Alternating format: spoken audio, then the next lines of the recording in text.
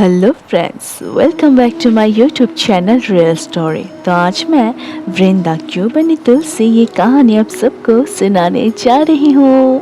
पौराणिक काल में एक थी लड़की, नाम था उसका वृंदा। राक्षस कुल में उसका जन्म हुआ था। वृंदा बचपन से ही भगवान विष्णु जी की परम भक्त थी। बड़े ही प्रेम से भगवान की पूजा किया करती थी।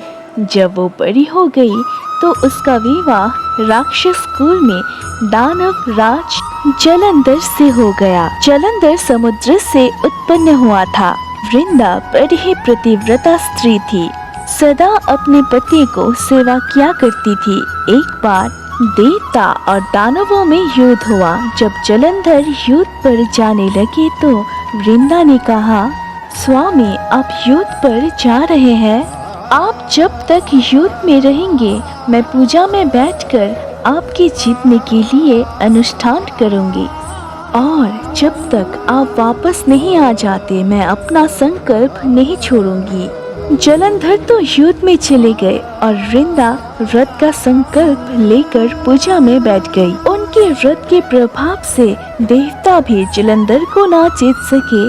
सारे देवता जब हारने लगे तो भगवान विष्णु जी के पास गए। सबने भगवान से प्रार्थना की तो भगवान कहने लगे, वृंदा मेरी परम भक्त है, मैं उसके साथ छल नहीं कर सकता।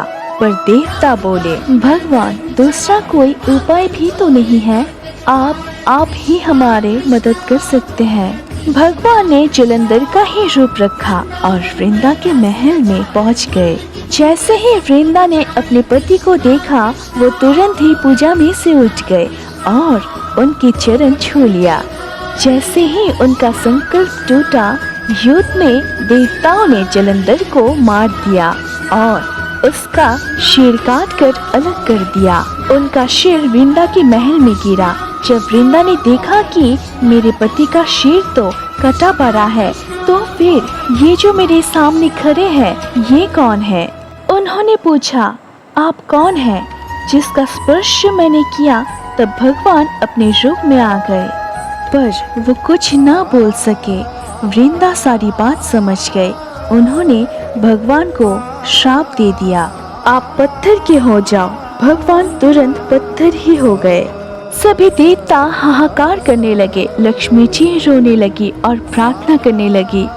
तब वृंदा जी ने भगवान को वापस वैसा ही कर दिया और अपने पति का सिर लेकर वे सती हो गई।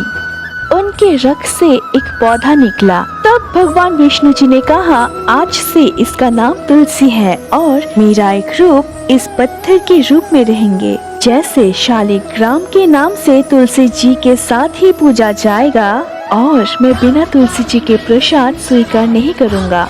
तब से तुलसी जी की पूजा सभी करने लगे और तुलसी जी का विवाह शालिग्राम के साथ ही कार्तिक मास में ही किया जाता है।